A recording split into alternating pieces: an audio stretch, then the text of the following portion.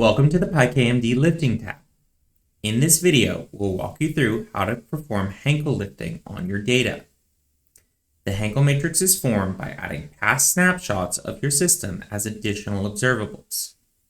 This is referred to as delay embedding.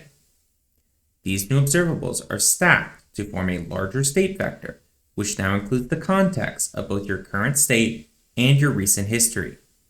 This is useful because context can help improve predictive performance and allows our model to capture effects which are not obvious from a single snapshot. For instance, imagine a ball on the side of a hill. If at any given time I simply know where the ball is, that's not quite enough context to know whether the ball is going up or down the hill at that moment and how fast. By including even a single delay, just the previous snapshot, I can now estimate whether the ball is going up or down the hill and how fast it is moving by simply comparing it to its previous state. This context would have been difficult to obtain without the delay. However, be aware that more context and in general more observables is not necessarily better. While you are giving the Koopman model more tools to build an effective model, you're also expanding the space of all possible models that it must select from. For those of you familiar with statistical learning theory, this is a classic example of a bias-variance trade-off. The more flexible our model is, the better it can perform on the training data, but also the more data-dependent it may become. Ideally, we want to choose a few meaningful observables, although the selection of an appropriate set of observables may require some experimentation. Feel free to try it out for yourself. In case you want to follow along, I've pre-uploaded one of the sample van der Pol datasets in the Input and Pre-Processing tab.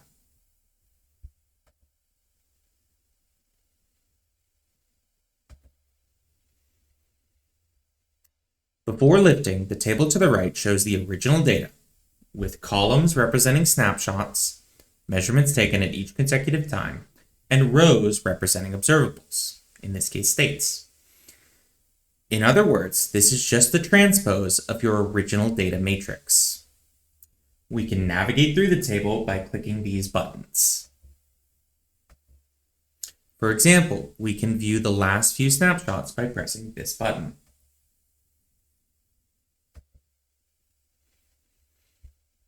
Now we need to choose the number of time delays. For this demonstration, we will choose 6 time delays.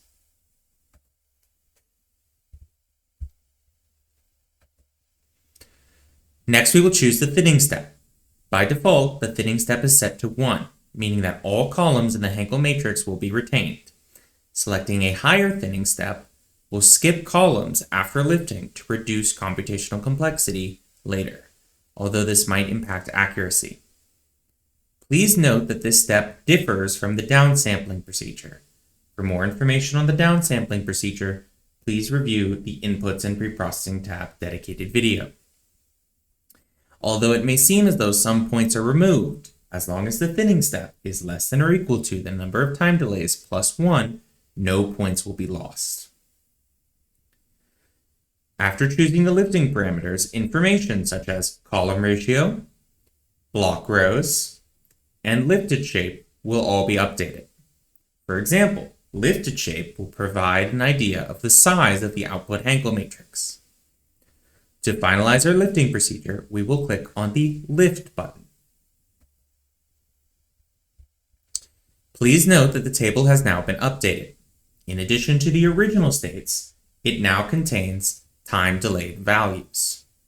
You can navigate through this table the same way as before.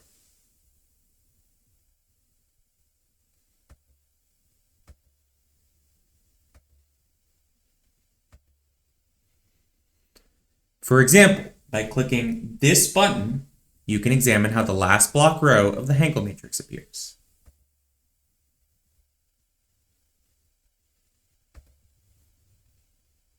Now that our data is lifted, we can go to the DMD tab to continue. For more information on how to perform dynamic mode decomposition, please watch our dedicated dynamic mode decomposition video. Thank you for watching. If you have any questions, feel free to reach out to our team at apps@aimdyne.com. paving.com.